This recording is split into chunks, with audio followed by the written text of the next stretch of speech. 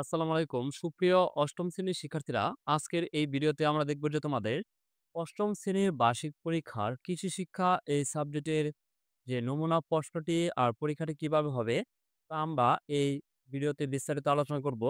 তোমাদের এই কৃষি শিক্ষা বইয়ের প্রশ্নটি হবে, এই পরীক্ষাটি হবে তোমাদের ব্যবহারিক। চলো আমরা দেখে নিই তোমরা ব্যবহারিক কিভাবে আসবে। তোমাদের সর্বমোট নাম্বার থাকবে হচ্ছে ৫০, শ্রেণীর কাজ থাকবে ২০ এবং অ্যাসাইনমেন্টে ১০ এবং শ্রেণী অভিক্ষাতে ১০।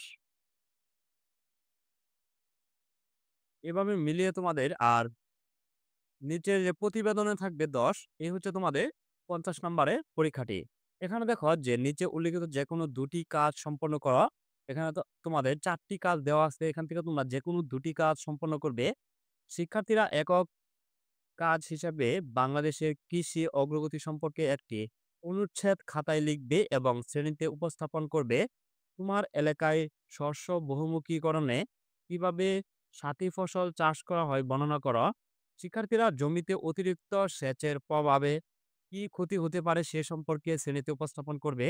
শিক্ষার্থীরা দলে ভাগ হয়ে লবণাক্ত সহনশীল ফসল ও অন্যান্য ফসলের জাতের তালিকা তৈরি করে শ্রেণীতে উপস্থাপন করবে।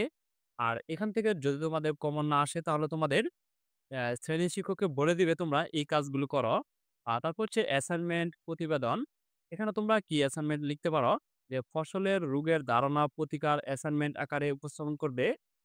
এই অ্যাসাইনমেন্টের নির্দেশনা থাকবে হচ্ছে ফসলের রোগ কি ও রোগের লক্ষণ বর্ণনা করবে।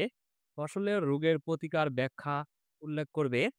অথবা তোমাদের যে প্রতিবেদনটি থাকবে বীজ সংরক্ষণ প্রক্রিয়া, এটি তোমাদের প্রতিবেদন বা অন্য প্রতিবেদনও তোমাদের থাকতে পারে। আর তোমাদের শ্রেণী অপেক্ষা হচ্ছে তোমাদের স্যাররা যদি যে ক্লাসের মধ্যে পরীক্ষাটি নিয়ে থাকে তাহলে তোমাদের শুধু ব্যবহারিক ক্লাসটি হবে। আর নয়তো তোমরা এই শ্রেণী অপেক্ষা পরীক্ষাটি দিবে। তোমাদের বহুনির্বাচনী প্রশ্ন থাকবে এখানে ৫টি। এখান থেকে ৫টি প্রশ্নেরই উত্তর দিতে হবে। যেমন ভালো বীজের বৈশিষ্ট্য, বিধান বা অন্য কতদিন পর্যন্ত পানির নিচে ডুবে থাকলেও ফলন দেয়। কৃষি বনায়নের গুরুত্ব নয়, কৃষি বনায়নের গুরুত্ব নয় কোনটি? আর তারপর হচ্ছে সৃজনশীল ২ টির মধ্যে তোমাদের যেকোনো একটি সৃজনশীল দিতে হবে। যেমন জেনেটিক্যাল মডিফাইড ক্রপ কি? কাল্টিভার বলতে কি বুঝো? যে সুষম সার ব্যবহার করতে হয় কেন ব্যাখ্যা করো। এই উত্তরগুলো তোমরা বইয়ে কোথায় পাবে তা আমরা দেখে নেই। যে কত নং পৃষ্ঠায় তোমরা এই উত্তরগুলো পাবে। যে ১ম শ্রেণীর কাজে হচ্ছে ৫ নং পৃষ্ঠায়, ১৭ নং, ৩০ নং এবং ৪৩ নং পৃষ্ঠায় তোমরা শ্রেণীর কাজগুলো পাবে। আর অ্যাসাইনমেন্টে হচ্ছে তোমাদের ১৭ নং এবং ৩২ নং পৃষ্ঠায় তোমরা পাবে তোমাদের মূল বইয়ের। আর শ্রেণী অভীক্ষা যে বহুনির্বাচনী প্রশ্ন ছিল ৫ টি, এই ৫ টির উত্তর হচ্ছে ১ এর উত্তর গ, ২ এর উত্তর খ এবং ৩ এর উত্তর ক, ৪ এর উত্তর ঘ এবং ৫ এর উত্তর গ।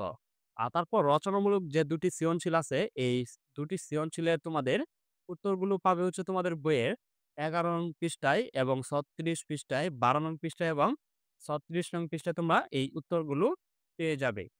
ধন্যবাদ শিক্ষার্থীরা। আমরা তোমাদের অষ্টম শ্রেণী বার্ষিক পরীক্ষার কৃষি শিক্ষা এই সাবজেক্টের যে প্রশ্ন কাঠামোটি কিভাবে আসবে, কি লিখবে তা আমরা বিস্তারিত আলোচনা করলাম। তোমরা যদি না বুঝে থাকো অবশ্যই কমেন্ট করে জানিয়ে দিবে। আর পরবর্তী ভিডিও সবার আগে পেতে চ্যানেলটি সাবস্ক্রাইব করে পাশেই থাকবে। আর যারা সাবস্ক্রাইব করেছো তাদেরকে অসংখ্য ধন্যবাদ।